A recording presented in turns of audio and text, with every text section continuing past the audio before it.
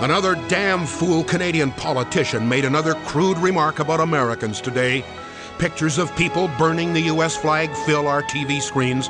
Most of them, of course, if given the chance, would flee to the United States in a heartbeat. But we've seen it all before.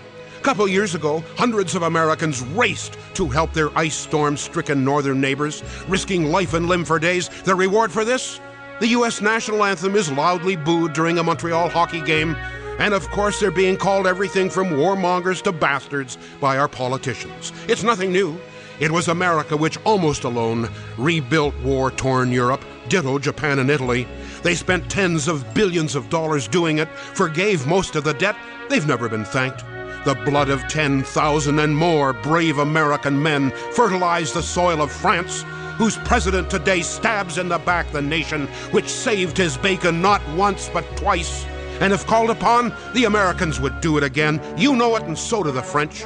And who is it the world turns to in times of disaster? The Americans, of course.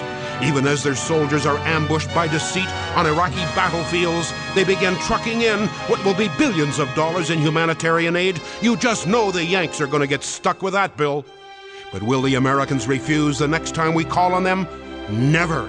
As the U.S. ambassador told us, if Canada were in need, the United States would rush to help. There would be no hesitation. We all know he's right. I am one Canadian who is sick of this anti-Americanism, and thank God I'm not alone.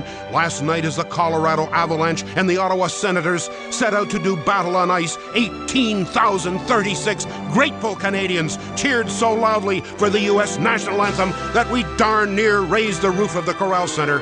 The Americans are our family. In that at least our Prime Minister is right, and from what I hear, only the weak and the foolish do not believe that shoulder to shoulder with our Southern family is where this country belongs. In our hearts, millions of us up here in the frozen North are with you, America. We thank God it is you that we share that border with. God bless America.